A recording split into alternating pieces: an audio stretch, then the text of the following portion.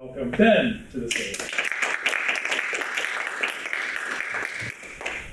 So my presentation is Art is the Greatest Historian. So the artist I chose is Anselm Kiefer. He was born in 1945, and he was part of the Neo-Expressionist movement.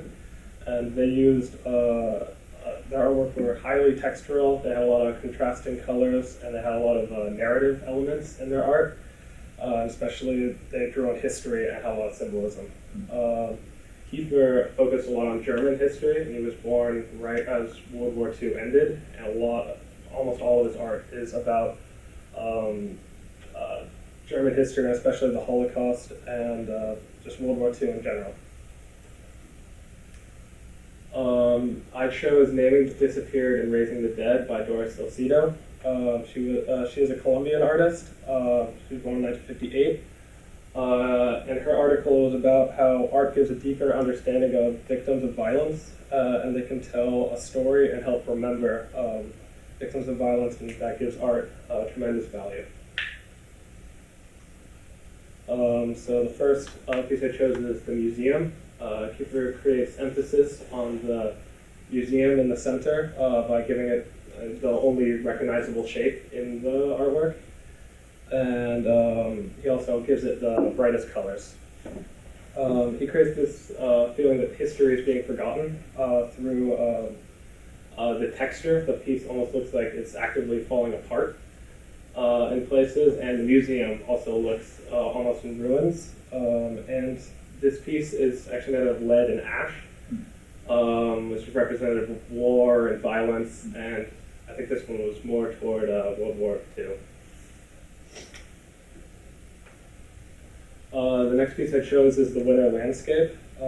It's a barren and sad landscape and uses cool colors to highlight that. And there's this emphasis on the floating head and the top.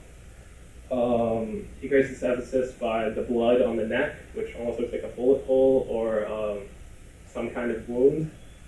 He also creates emphasis by having a blood trail almost ripped down from the floating head.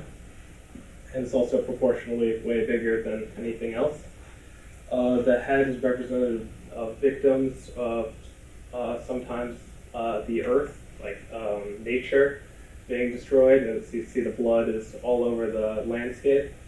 I think this is supposed to be a World War II battlefield. I'm not sure which one he meant by this, but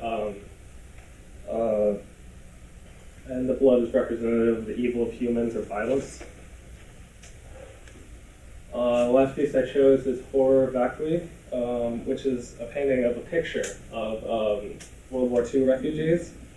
And you see splattered paint all over it in a variety of shapes and shades, but they're all cool colors, and it's representative of sadness and chaos and the complex emotions of the refugees in this piece.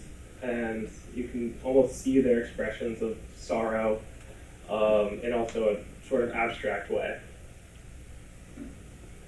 In conclusion, these all relate to Doris Salcido's message because they express stories like Horror Vacui of victims of violence in a way that could only be expressed through art.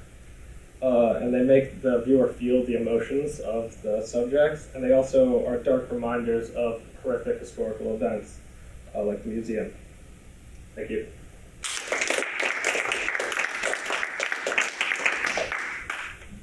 Thank you. Okay, audience. We have hands up. Caleb? How did you find this artist? Like, I've never seen these pieces before.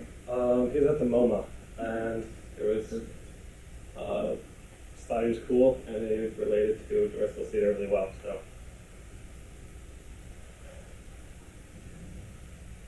Can you tell us again about the materials in this piece? You said they were lead and what else? Yeah, lead and ash.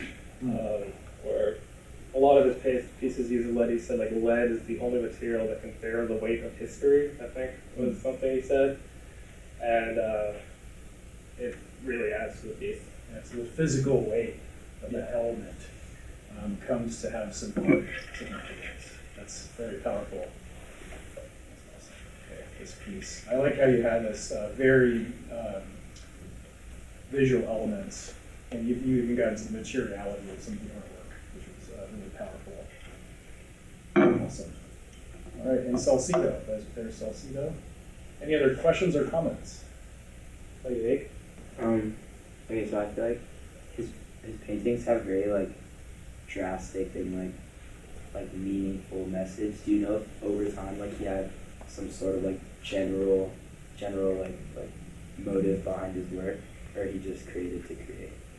He really wanted to confront German history. He did a lot of he made a lot of artwork when talking about the Holocaust was like not a really thing that happened in German history. It was kind of like uncomfortable subject, and he brought it up to the forefront. I think that's a lot of the themes of his artwork.